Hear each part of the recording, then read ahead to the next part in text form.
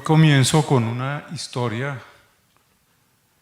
real del siglo II antes de Cristo, la segunda mitad del siglo II antes de Cristo. Se trata de un cristiano que se llamaba Sanctus, S-A-N-C-T-U-S, Sanctus. Él fue apresado en una época del emperador Marco Aurelio, de la gran persecución del Imperio Romano contra los cristianos, una época horrible, terrible de persecución, de tortura, de muerte. Él era un diácono vienés, fue apresado por causa de su fe en Cristo. Empezaron a presionarlo, a torturarlo, a decirle que se retractara de la fe en Cristo. Y él lo único que respondía era: soy cristiano. Lo presionaban más y más, lo seguían presionando y él solo decía: soy cristiano. Así fue varias veces hasta que un momento que dijeron: este hombre no se va a retractar. Entonces lo condenaron a la tortura y la muerte. Fue llevado a Roma a tortura y muerte en el anfiteatro en Roma. Allí lo torturaron, lo sometieron, con las bestias, todas las torturas, lo hicieron aferrarse a una silla de hierro hirviendo, y él solo decía y gritaba: soy cristiano, soy cristiano. Solo decía eso: soy cristiano. Y así murió, fue martirizado. Esta historia real nos muestra aquí cómo en esas dos palabras que decía Sanctus estaba toda su vida, todo su corazón, toda su fe. Su esencia estaba ahí. Soy cristiano, estaba completamente consciente, convencido y cautivado por la palabra de Dios de que era hijo de Dios. Ahí estaba todo su ser, toda su esencia estaba ahí. También sabía Sanctus, por toda su actuación, por todo lo que hizo, que era un hombre que sabía que aquí estamos de paso, que todo aquí es transitorio, temporal, y sabía también que su seguridad estaba en Dios, que no estaba en los seres humanos, en ninguna persona, y sabía también que el futuro, que nuestro futuro, nuestro destino, no está aquí, sino está en el cielo, en la presencia de Dios. Esto nos lleva a ver y nos muestra también cómo Sanctus perseveró hasta el final. Y de esto, hermanos, de la perseverancia en medio de las pruebas, es de lo que se trata la predicación de hoy. Así que vamos a leer el texto. Estamos en Santiago, vamos a leer Santiago capítulo 1, versículos 9 al 12. Ya leímos todo del 2 al 12, pero vamos a estar enfocados. Santiago 1, versículos 9 al 12. Dice así: el hermano que es de humilde condición, gloríese en su exaltación, pero el que es rico en su humillación, porque él pasará como la flor de la hierba. Porque cuando sale el sol con calor abrasador, la hierba se seca, su flor se cae y perece su hermosa apariencia. Así también se marchitará el rico en todas sus empresas. Bienaventurado el varón que soporta la tentación, porque cuando haya resistido la prueba, recibirá la corona de vida que Dios ha prometido a los que le aman.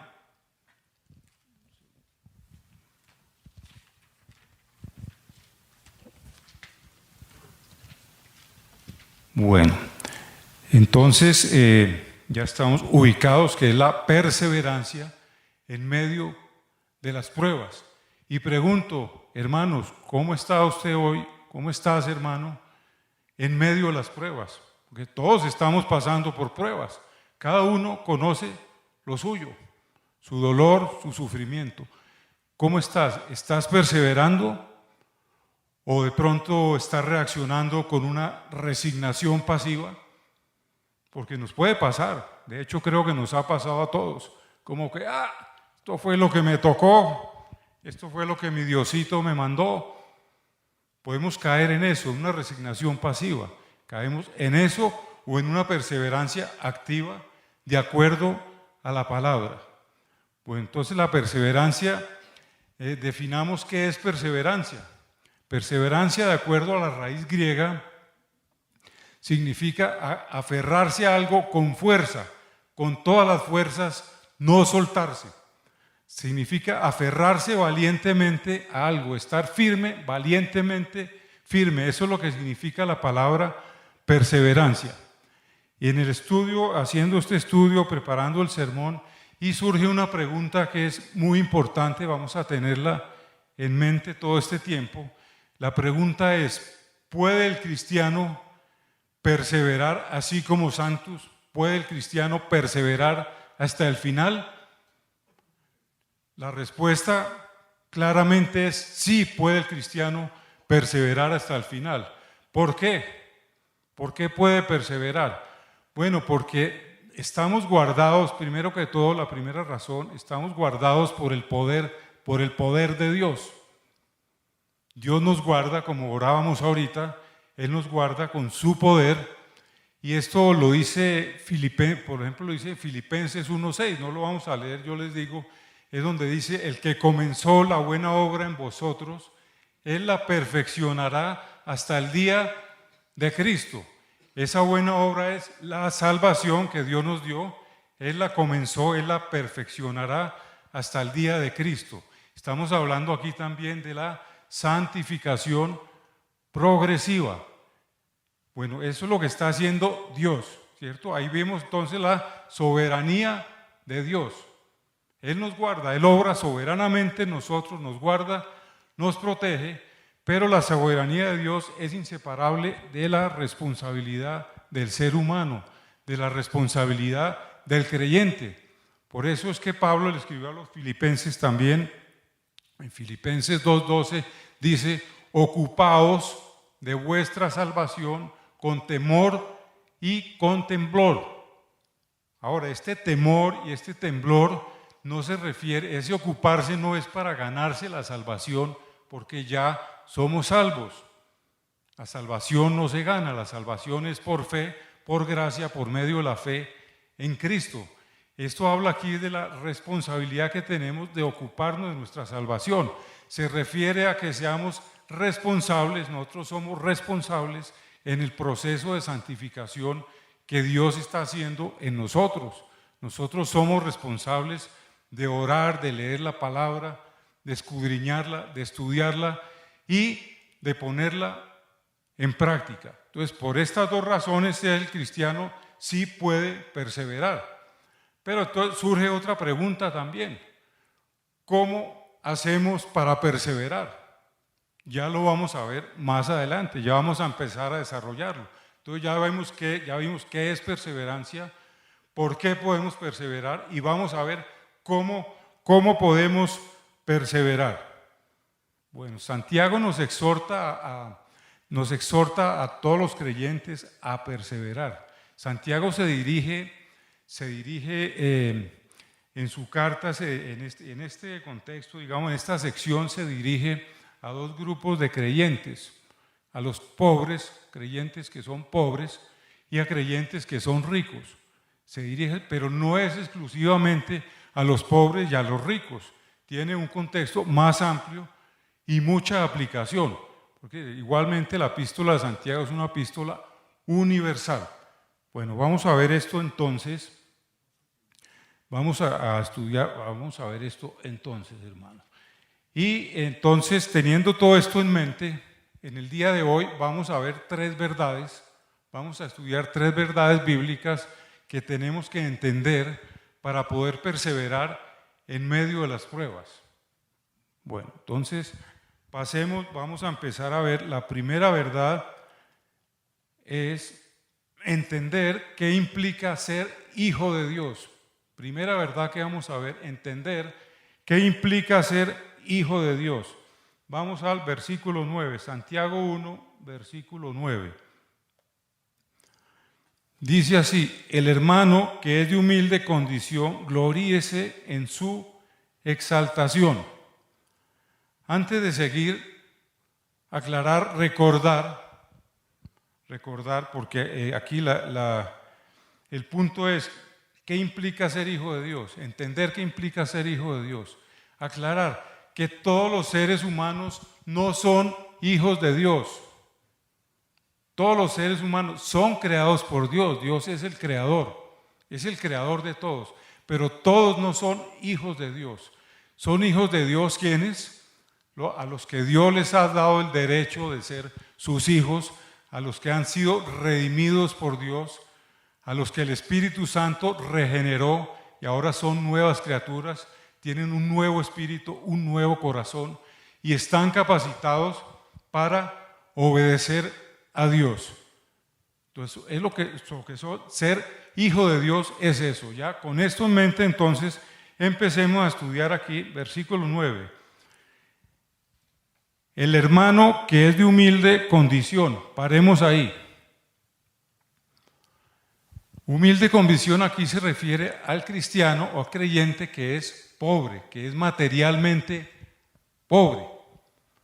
Esta carta, los receptores originales de Santiago, que eran judíos creyentes que estaban dispersos por todo el imperio romano, la gran mayoría vivían en condiciones de pobreza, de extrema pobreza, persecución, como ya hemos visto, como ya sabemos, eran perseguidos, tenían riesgos muy grandes. Entonces eran personas, se refiere a personas pobres, materialmente pobres.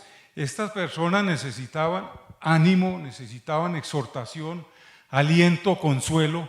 Por eso es que Santiago les dice en la segunda parte del versículo 9, dice, gloríese en su exaltación. Bueno, ¿qué significa gloríese?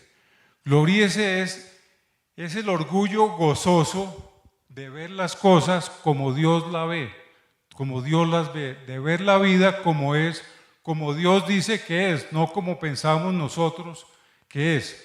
Eso significa gloríese. Como dice una canción que cantamos a veces aquí, es una visión celestial de todo lo terrenal. Así es que tenemos que ver la vida como Dios lo dice. Bueno, entonces por eso es gloríese. Dice gloríese en su exaltación. Ahora, este gloríese no se refiere a ese orgullo petulante, al engreimiento de creerse más que los demás. No, no se refiere a eso. Dice gloríese en su exaltación. ¿Qué es exaltación? Exaltación es estar arriba, estar elevado, estar arriba, tener una posición alta, una posición alta. Pero esa posición ¿es social? ¿Es socioeconómica? No, es la posición en Cristo. Viene de la unión con Cristo, por estar en Cristo. Gloríese entonces en su exaltación. Mire qué nos dice la Biblia acerca de esta posición. Pero también nos dice, dice, gloríese en su exaltación, de que no es un engreimiento. Mire lo que dijo Pablo, acompáñeme a 1 Corintios 15, versículo 10. Vamos, 1 Corintios 15, versículo 10.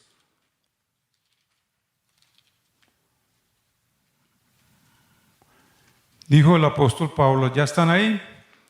1 Corintios 15, 10. Dice, pero por la gracia de Dios soy lo que soy.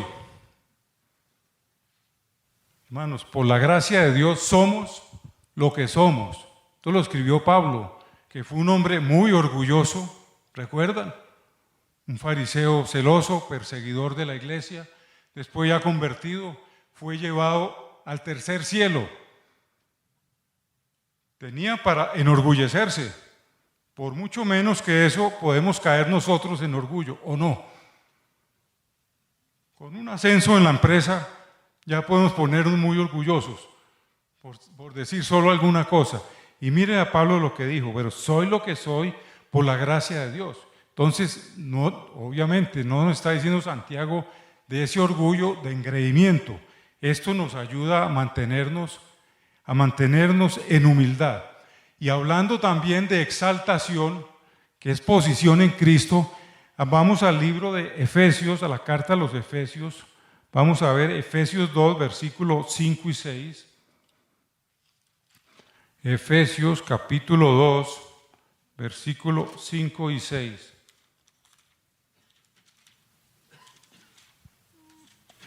Gálatas. Efesios aquí. Efesios capítulo 2, versículo 5 y 6.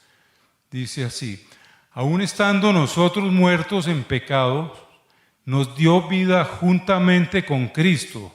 Por gracia sois salvos. Y juntamente con Él nos resucitó, y asimismo nos hizo sentar en los lugares celestiales con Cristo Jesús. ¿Se dan cuenta de cuál es la posición nuestra, del creyente? Estamos sentados junto con Cristo en los lugares celestiales. Eso es exaltación. Pero también dijo algo más Pablo. Vamos a la carta a los Filipenses. Filipenses capítulo 3, versículo 20a, la primera parte.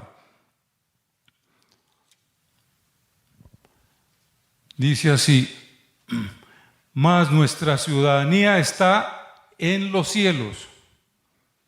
Entonces tenemos una posición exaltada junto con Cristo en los lugares celestiales. Nuestra ciudadanía está en los cielos. Pablo escribió esto, como ustedes saben, era ciudadano romano, que en su época era como ser ahora ciudadano norteamericano. Era un privilegio, tenía muchos beneficios, pero para él eso no era lo más importante. Y para nosotros no debe ser hoy lo más importante nuestra ciudadanía terrenal. Sí es importante, claro. Queremos nuestro país, cada uno quiere su país, pero somos ciudadanos del cielo. Aquí somos forasteros, somos peregrinos, nuestra ciudadanía está en el cielo. Entonces todo esto viene con lo de la exaltación, la posición en Cristo, nuestra posición en Cristo. Bueno, y entonces, hermanos, tener este conocimiento, entender esta verdad de quiénes somos en Cristo, de lo que implica ser hijos de Dios, qué importancia tiene en la práctica, porque la palabra es para ponerla en práctica, ¿cierto? Y estamos hablando, bueno, ¿cómo hacemos para perseverar en medio de las pruebas? Entendiendo esto que acabo de explicar, ¿cómo lo podemos llevar a la práctica? Entendiendo de dos maneras, entendiendo dos cosas. Primero, entendiendo que siendo hijos de Dios tenemos pruebas. Tenemos que entenderlo. Vamos a ver lo que dijo Pedro. Acompáñenme a Primera de Pedro, capítulo 1. Ahí después de Santiago está Primera de Pedro, ahí al ladito.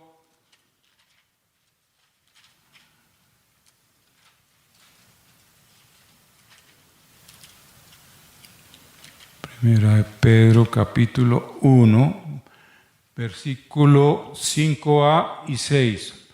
La primera parte del versículo 5 dice que sois guardados por el poder de Dios mediante la fe. Ya estábamos hablando de esto, ¿cierto? Somos guardados por el poder de Dios mediante la fe.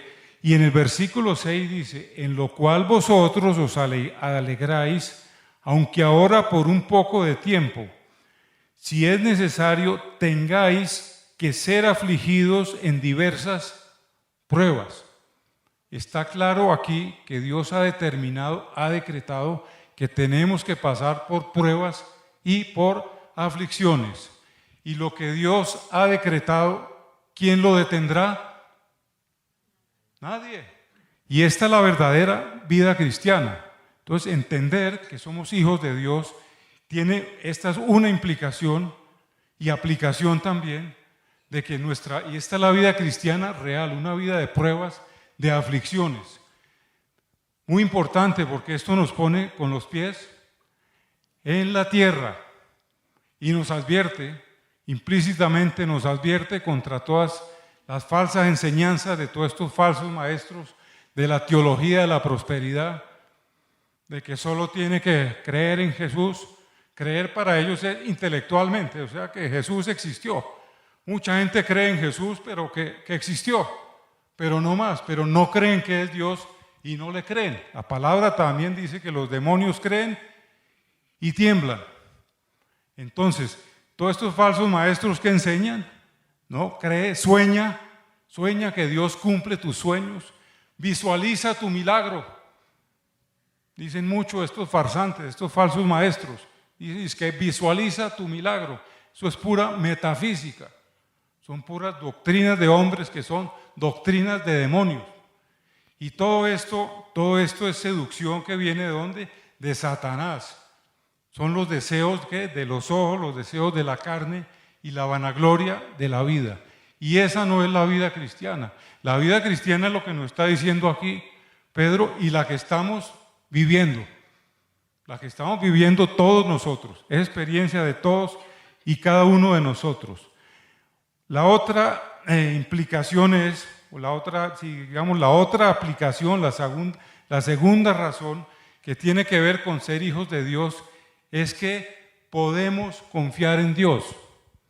Claro, si tenemos pruebas, nos duele, hay momentos donde decimos, uy, no doy más, esto está muy pesado, ¿cierto? Todos hemos pasado por ahí. Uno dice, esto es demasiado para mí, esto es mucho voltaje, no puedo, y que queda uno así como, uy, no doy más. Pero la palabra también nos dice el Señor que no estamos solos, que podemos confiar en Dios. Miren lo que dice la palabra, acompáñenme al libro de Hebreos, ahí antecito de Santiago, Hebreos capítulo 13, versículo 5. Versículo muy, muy conocido, conocidísimo.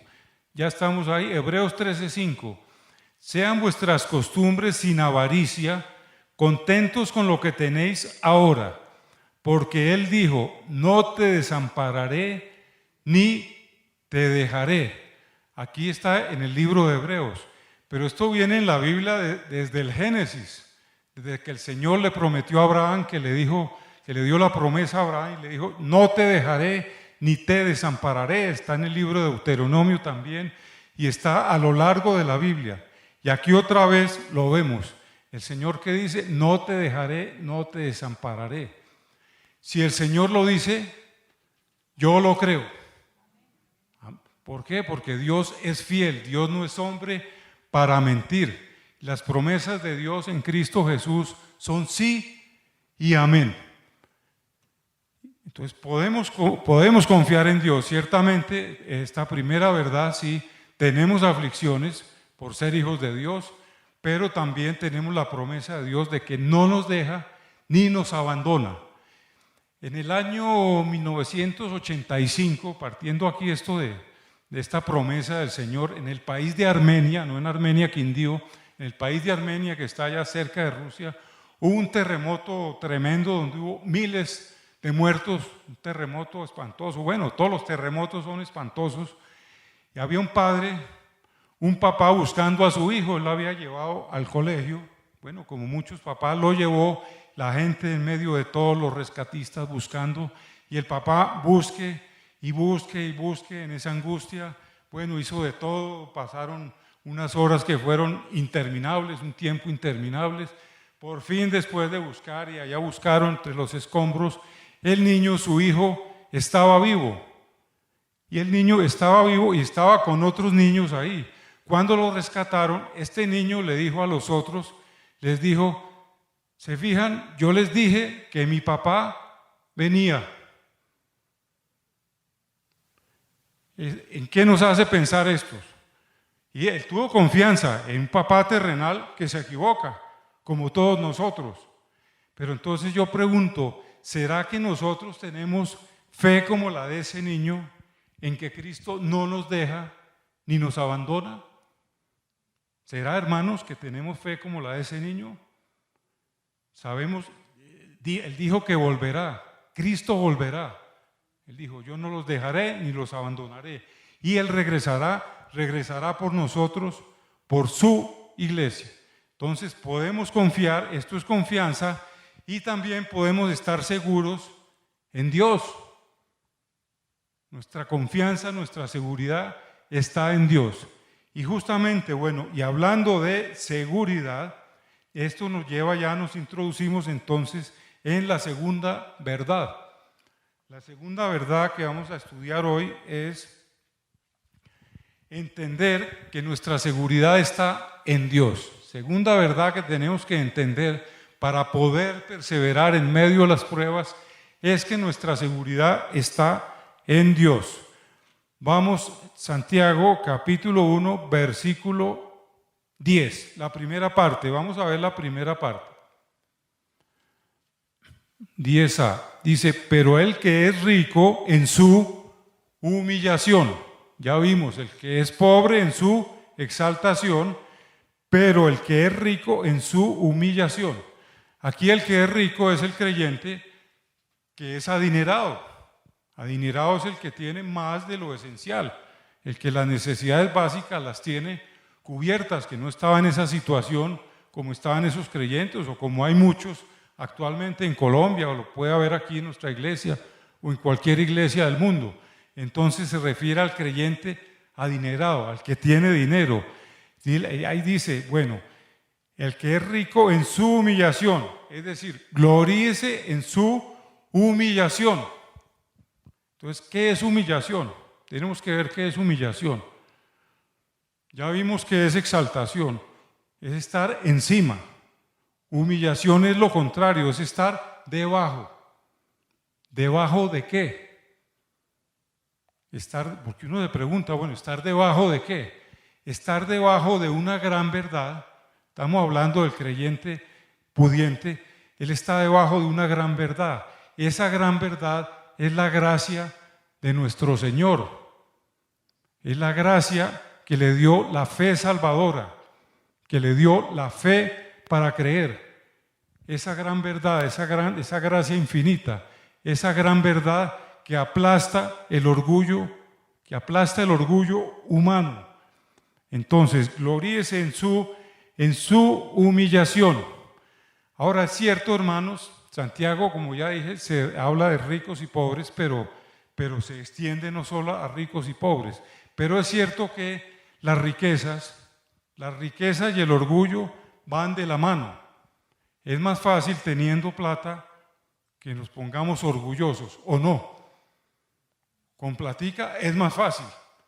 No quiere decir que los pobres no puedan ser orgullosos, también, claro que sí, porque el orgullo es un pecado para todas las personas, pero con plata es más fácil. ¿Por qué? Dijo el comentarista Barclay, porque es que la persona con plata, el dinero, nos puede dar una falsa sensación de seguridad, de que todo lo puedo comprar, de que estoy asegurado contra todo, y es una falsa sensación de seguridad. Y estamos estudiando este punto, que nuestra seguridad está en Dios, ¿cierto? Respecto a esto y cómo podemos llegar al orgullo, miren lo que le escribió Pablo. Volvamos a 1 Corintios, capítulo 4. 1 Corintios, capítulo 4, versículo 7.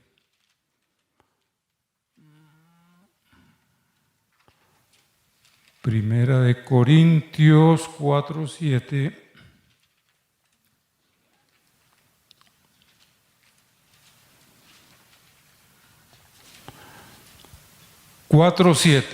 Escribió así. ¿Por qué a los corintios? En Corintios había problemas, había gente muy adinerada. Corinto era un puerto, una ciudad donde había mucho comercio, mucho tráfico, había mucha gente adinerada. En la iglesia de Corinto, gente muy orgullosa, ¿sí? Y entonces, todo tiene su razón de por qué se escribió. Y dijo así, Pablo, dijo, porque ¿quién te distingue o qué tienes que no hayas recibido? Y si lo recibiste, ¿por qué te glorías como si no lo hubieras recibido? Estamos hablando de el orgullo por las cosas materiales, dinero, o por las cosas terrenales. Pero aquí lo dice, mire cómo eso aplasta el orgullo nuestro. ¿Qué tienes que no hayas recibido? Por eso yo pregunto, hermanos, bueno, el talento que tú tienes para las finanzas, para el comercio, ¿quién te lo dio? ¿Dios? ¿O es que usted es el mero, el chacho de los chachos? Que no. O la mera, si se puede decir así, o el talento para la música que tienen aquí nuestros hermanos, o el talento para las matemáticas, o para lo que sea, o mucho más que todo esto.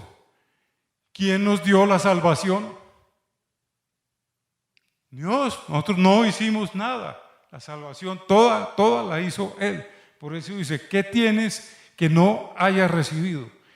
Por eso, y pregunto también, estamos hablando del orgullo, riquezas, cosas terrenales y orgullo. Pregunto, hermanos, ¿dónde está tu confianza hoy? ¿Dónde está? ¿En las cosas terrenales o en las cosas celestiales? ¿Estás haciendo tesoros en la tierra o en el cielo? Miremos lo que dijo el Señor Jesucristo. Vamos a Mateo 6, versículos 19 al 21. Vamos a Mateo, capítulo 6, versículos 19 y 21. Mateo 4. Mateo 6. ¿Listos?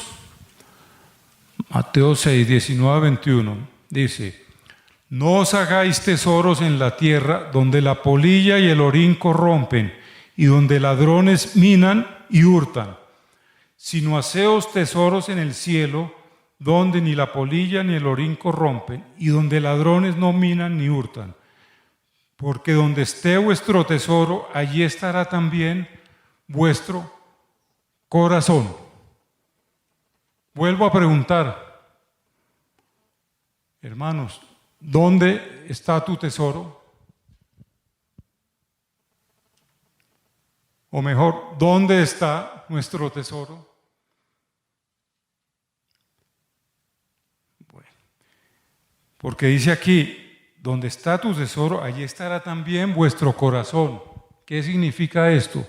¿Qué es el corazón? El corazón es todo nuestro ser, la mente, el intelecto, la voluntad. Donde está mi tesoro, ahí está mi corazón. Si mi tesoro es el fútbol, como lo fue para mí durante muchos años, desde niño, todo mi ser estaba ahí.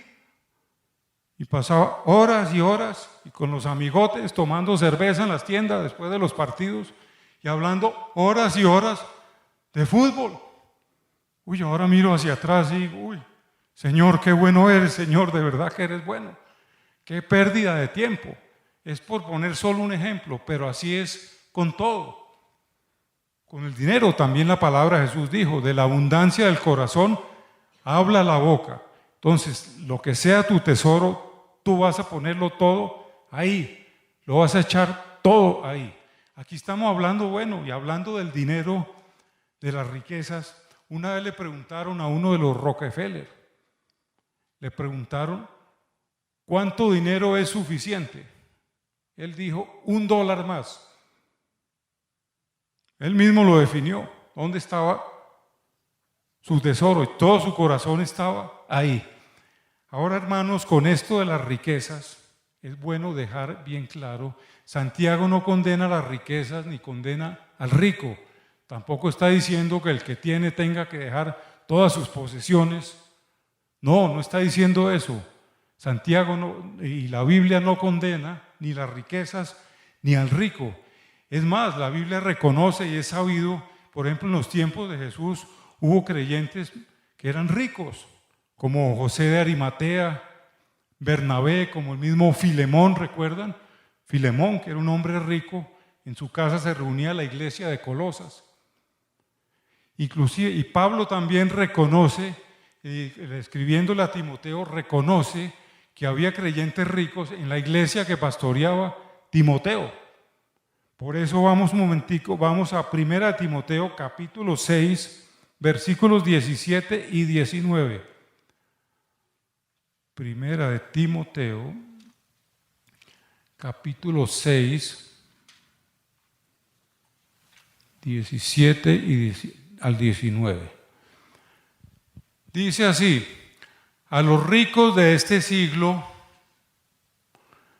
manda que no sean altivos, ni pongan la esperanza en las riquezas, las cuales son inciertas, sino en el Dios vivo, que nos da todas las cosas en abundancia para que las disfrutemos.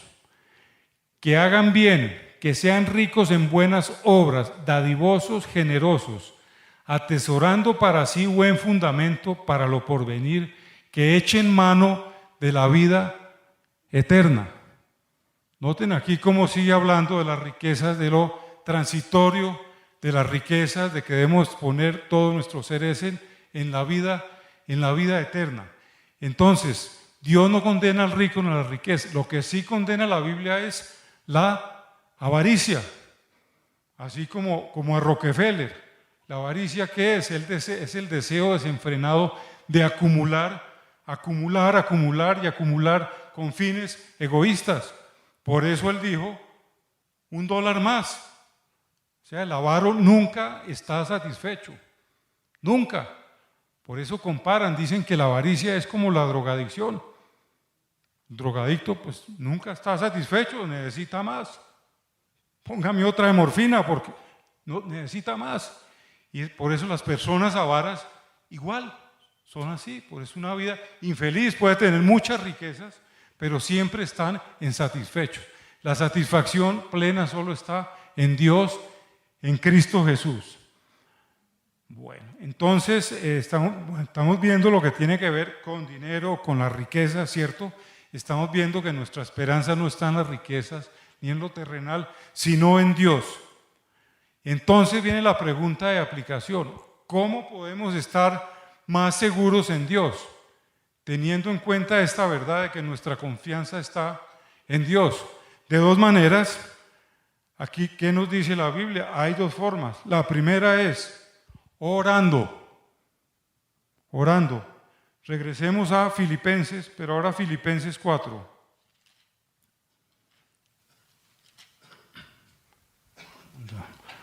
Vamos bien de tiempo. Siempre aquí uno se angustia un poco pensando en el tiempo, no irá pasando mucho, pero bueno. De pronto me pasa un poquito, me perdonarán, pero trataré de que no. Filipenses 4, versículos 6 y 7. Entonces, la primera forma de cómo estar más seguros en la práctica hoy, en nuestras vidas, Filipenses 4, versículos 6 y 7. Leo, por nada estéis afanosos, sino sean conocidas vuestras peticiones delante de Dios en toda oración y ruego con acción de gracias. Y la paz de Dios, que sobrepasa todo entendimiento, guardará vuestros corazones y vuestros pensamientos en Cristo Jesús. Conocidísimos, ¿cierto? Estos versículos. Pues la pregunta es, ¿qué tanto lo obedecemos? ¿Qué tanto lo ponemos en práctica? Siempre, yo sé que todos lo ponemos en práctica, pero siempre lo ponemos en práctica. En toda aflicción, corremos rápido a buscar a Jesús siempre. Pensemos, a ver, dice, por nada estéis afanosos. ¿Cierto? Bueno, entonces, mire, aquí está hablando de la ansiedad, por nada estéis afanosos. Uno de los problemas más graves de la humanidad ahorita, ¿cuál es? La ansiedad. Inclusive, hermano, usted puede conocer, yo he conocido muchos cristianos tomando pepas para los nervios, yendo al psiquiatra y tomando pastillas. ¿Sí? Y mire lo que aquí dice, por nada estéis afanosos, que no estemos ansiosos. Cuando estamos en una aflicción, sentimos ansiedad, claro, ansiedad, temor, tristeza, pero ¿qué tenemos que hacer? ¿Qué tenemos que hacer? Obedecer, orar, ponerlo en la práctica siempre, siempre. Que sean conocidas nuestras peticiones delante de Dios, oración y ruego y con acción de gracias. O sea, rogándole a Dios, humillándonos ante el Señor Todopoderoso, siendo reverentes.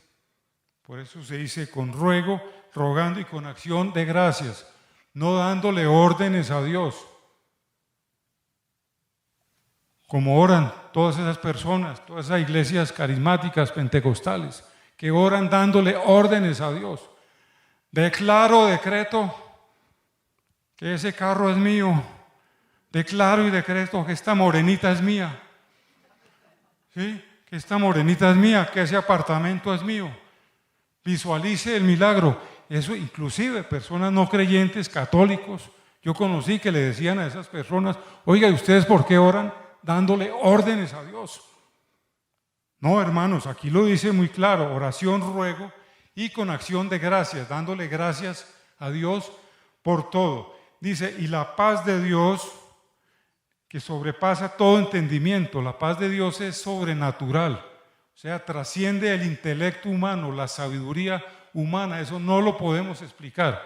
Y ustedes deben saber todos por experiencia propia, cuando ponemos esto en práctica, que llega uno al trono de la gracia desbaratado, usted empieza a orar y usted va notando, al principio cuesta, ¿no? Cuando empieza uno a orar como que cuesta, uno dice, uy, pero esto es como subir la línea en reversa, pero usted sigue y sigue, y usted va viendo ya el cambio, y sigue orando, y esa es la paz de Dios que no podemos explicar, que está por encima del intelecto de la sabiduría humana. Guardará vuestros corazones y vuestros pensamientos en Cristo Jesús. La palabra guardará, estuve leyendo, es un término militar que significa vigilancia continua. Viene el medio militar, significa vigilancia continua. Dios guarda, vigila continuamente nuestro ser. Él nos guarda y nos protege de la ansiedad, del temor y de la congoja, todo nuestro ser. Entonces, esta es la primera forma como podemos estar seguros en Dios, más seguros en Dios, es orando. La otra forma es estando llenos de la palabra. Vamos al Salmo 119, versículos 49 al 52. Salmo 119, aquí sí ya retrocedemos.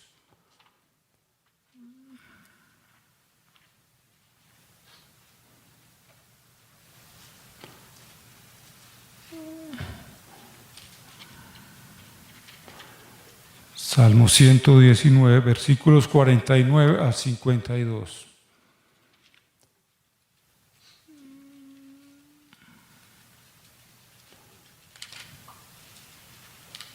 Me pasé.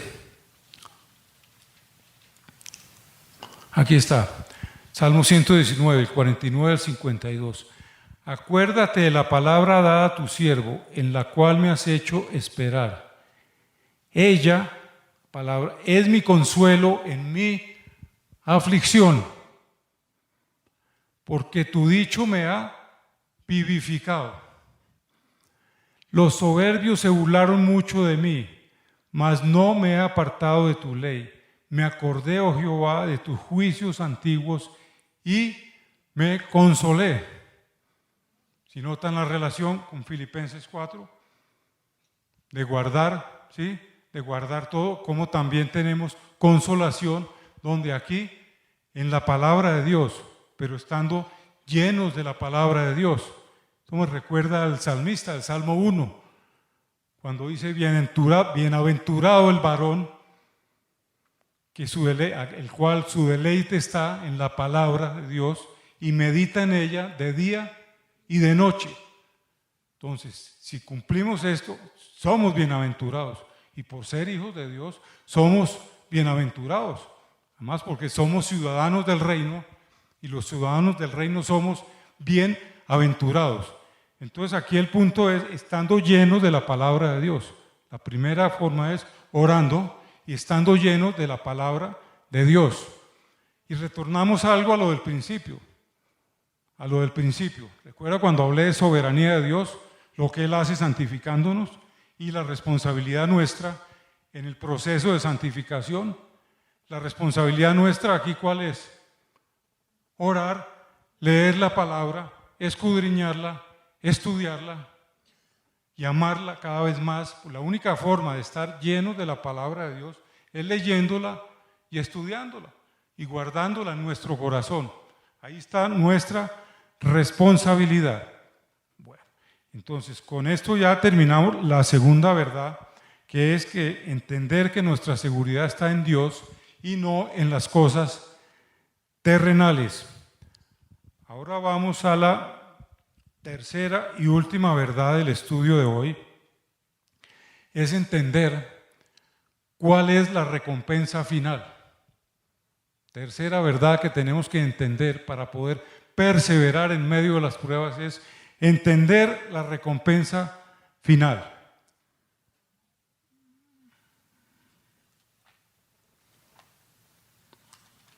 Bueno, entonces vamos a Santiago, al versículo 12. Volvemos a Santiago, versículo 12.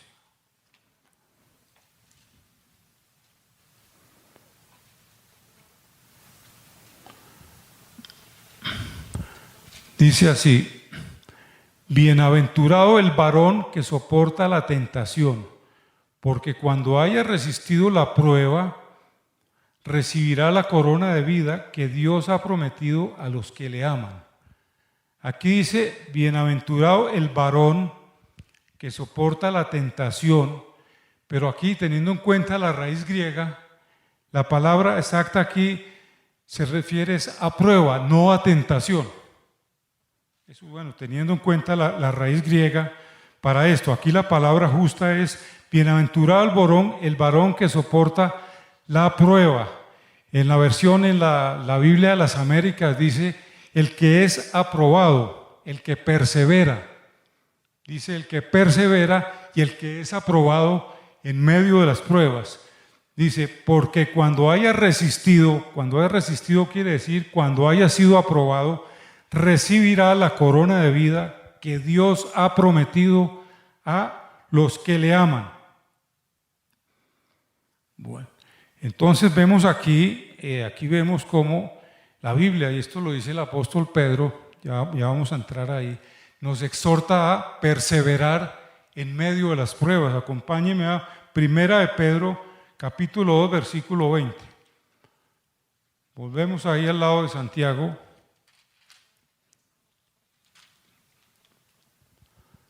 Primera de Pedro, capítulo 2, versículo 20. Dice así: pues, ¿qué gloria es si pecando sois abofeteados y lo soportáis? Mas si haciendo lo bueno lo sufrís y lo soportáis, esto ciertamente es aprobado delante de Dios. Entonces, esto es una exhortación a perseverar en medio de las pruebas, que es lo que estamos estudiando en el día de hoy. Bueno, dice en Santiago 12, volvamos ahí, miren lo que dice, perseverar en las pruebas, porque cuando haya resistido la prueba, o sea, la haya aprobado, recibirá la corona de vida que Dios ha prometido a los que le aman. Recibirá hasta tiempo futuro, no es ahora, sino en futuro. Recibirá la corona de vida. ¿Y qué es la corona? ¿Qué es corona de vida? Las coronas en la Biblia es el gozo, el gozo pleno de la vida eterna que comienza aquí. Porque nosotros, siendo creyentes, ya Dios nos dio la vida eterna. Pero ese gozo aquí no es pleno. Justamente estamos hablando de pruebas y aflicciones, ¿cierto? Pero ese gozo se hace pleno y se extiende hasta la eternidad futura. Eso es lo que es una corona. Porque cuando uno ve corona, uno puede pensar inicialmente ¿cómo será que nos van a poner una corona con diamantes como al rey que Juan Carlos, creo que se llama? El que coronaron hace poco. No tiene nada que ver con eso. Sí, porque uno puede pensar inicialmente en algo así, que vamos a hacer no, es el gozo eterno, es el gozo de la vida eterna, que ya lo estamos viviendo aquí, pero que lo viviremos plenamente cuando estemos con el Señor.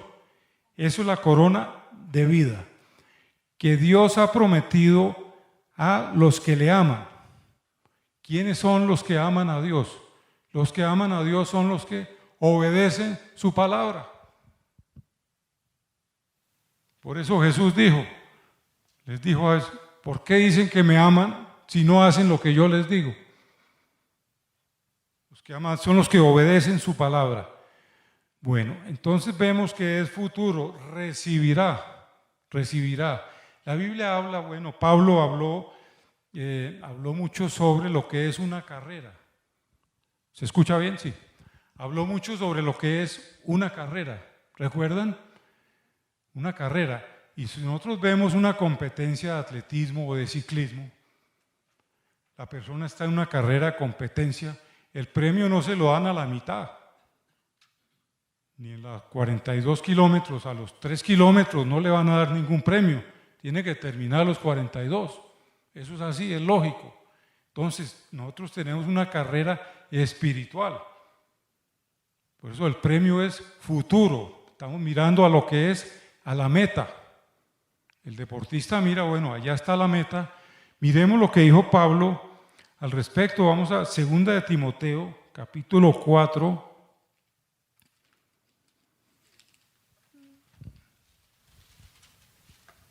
Segunda de Timoteo, capítulo 4, versículos 6 al 8.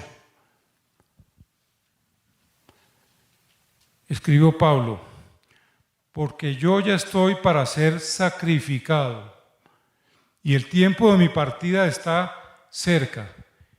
He peleado la buena batalla, he acabado la carrera, he guardado la fe. Por lo demás, me está guardada la corona de justicia. Santiago habló de la corona de vida, ¿cierto? Aquí dice la corona de justicia, la cual me dará el Señor juez justo en aquel día. Y no solo a mí, sino también a todos los que aman su venida. A todos los que aman su venida. ¿De cuál venida está hablando? De la segunda venida de Cristo. O sea, hay una corona de vida, aquí una corona de justicia para los que amamos la segunda venida y los que estamos esperando su segunda venida con expectación. Bueno, pero entonces mira aquí cómo habla de carrera. De carrera está hablando Pedro, de carrera, de esfuerzo. Y carrera pensando en una meta. Podemos tomar también la ilustración del ciclista. Ya nos vamos acercando a la meta del sermón de hoy. Ya casi, todavía no hemos llegado, pero ya casi llegamos al final. ¿Qué pasa con el ciclista? Bueno, el ciclismo que nos gusta tanto a los colombianos. Sabemos que es un deporte muy duro, ¿cierto? Durísimo. Eso a las 4 de la mañana ya están ahí dándole con lluvia, como sea. ¿Por qué? Y en la competencia, porque siempre tienen en meta, están mirando más allá. Y una carrera, una etapa de ciclismo, una carrera es difícil. Una carrera hay que caídas. En la carrera nuestra cristiana nosotros caemos también. Caemos, sufrimos heridas, así como los ciclistas sufren heridas. Pues el ciclista se para y sigue, le echan algo ahí y sigue. Y cuando está en un premio de montaña, y dicen los grandes ciclistas, uy, que ahí sí, y estando bien preparados, que hay momentos donde piensan, dicen, uy, yo como que tiro esta cosa y me retiro. Igualmente nosotros, cuando está en una aflicción, así pasando por valle de sombra de muerte, no pensamos así, como que uno dice, uy, no, yo no doy más, yo como que me retiro, más bien no vuelvo a la iglesia, no. Nos puede pasar por la mente y nos pasa cosas así, porque es una carrera llena de dificultades, pero el ciclista sigue viendo allá la meta. Nosotros igual. Al fin el ciclista terminó, se ganó allá el Tour de Francia o el Giro de Italia y salen los titulares. Nairo Quintana se llenó de gloria. ¿No han visto? Sí. O la gloria de Egan Bernal. Aquí estamos hablando de la gloria de un hombre que recibió una recompensa por su esfuerzo. Pero en la carrera nuestra, con la vida cristiana, no se trata de gloria nuestra, sino de la gloria de Dios. Se trata de la gloria de Dios. Esto es para ilustrar, y vemos aquí cómo Santiago, estábamos viendo primero nos tiene con los pies en la tierra. O sea, ¿cómo hacemos para perseverar en medio de las pruebas? Hoy aquí estamos con los pies en la tierra, pero aquí en este último versículo, este versículo 12, que es el que culmina la sección de Santiago de las pruebas, que comienza en el versículo 2, termina en el 12, fue lo que leímos al principio. Este es el que culmina esta sección, pero entonces Santiago nos lleva con los pies en la tierra, pero con los ojos puestos en Cristo. O sea, siempre con pies en tierra, pero los ojos puestos en Cristo. Porque Cristo es nuestra esperanza. Nuestra meta, ¿cuál es? ¿Cuál es la meta del supremo llamamiento de Dios en Cristo Jesús? ¿Cuál es la meta que lo que escribió Pablo? ¿Cuál es la meta nuestra? Y ya la tenemos, pero ¿cuál es la meta? Encontrarnos con Cristo, verle cara a cara. Para allá vamos, eso es lo que Él ha prometido. Esa es la meta nuestra. Entonces, que esto nos ayude a vivir con los ojos puestos en Cristo. Y el último versículo para terminar ya estas tres verdades, y ya pasamos a resumen, a la conclusión. Volvamos a 2 Corintios, capítulo 4.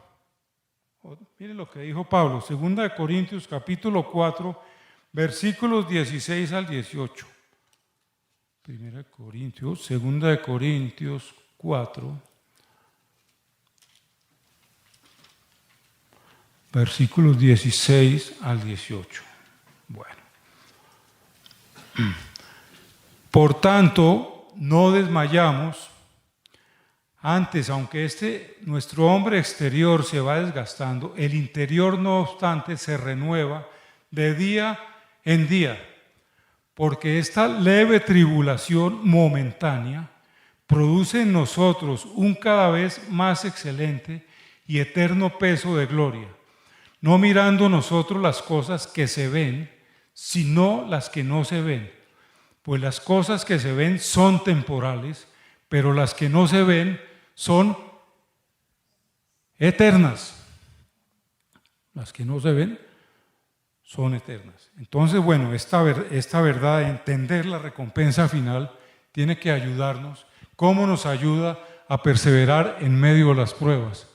Pues sabiendo cuál es la recompensa final, esto tiene que llenarnos de gozo, de fortaleza, de confianza en Dios, en sus promesas, para perseverar en medio de las pruebas y así poder decir, como dijo Pablo en este versículo, estar convencidos que todo lo que estamos viviendo hoy, por muy duro que sea, yo no minimizo el dolor de nadie, la experiencia de nadie, porque no se puede y no es correcto, pero que podamos decir como Pablo, estar convencidos de que todo esto que estamos viviendo hoy es leve tribulación, es momentánea y no se compara con la gloria venidera que nos espera, con la corona de vida que Dios nos dará, con ese gozo pleno cuando nos encontremos con Él, lo veamos cara a cara.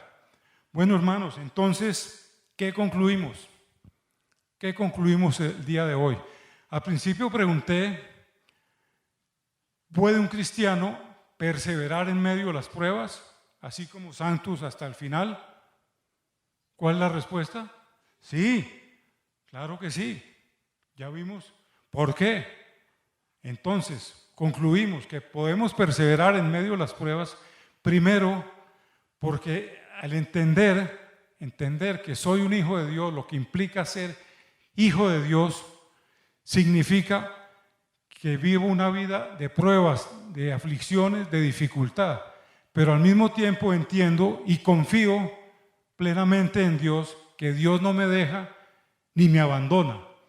También puedo perseverar en medio de las pruebas, sabiendo que nuestra seguridad, podemos perseverar, no está en lo terrenal, porque lo terrenal, como dice la Biblia, eso perece, se seca como la hierba, se marchita como la flor y pasa. Todo eso pasa, es transitorio y pasa.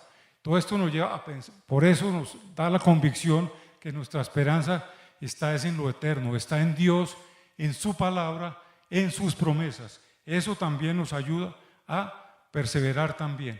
Y también podemos perseverar porque sabemos cuál es nuestro destino, qué es lo que nos espera, qué es lo que Dios ha prometido para nosotros. Y entonces esto nos ayuda a que vivamos con los ojos puestos en Cristo.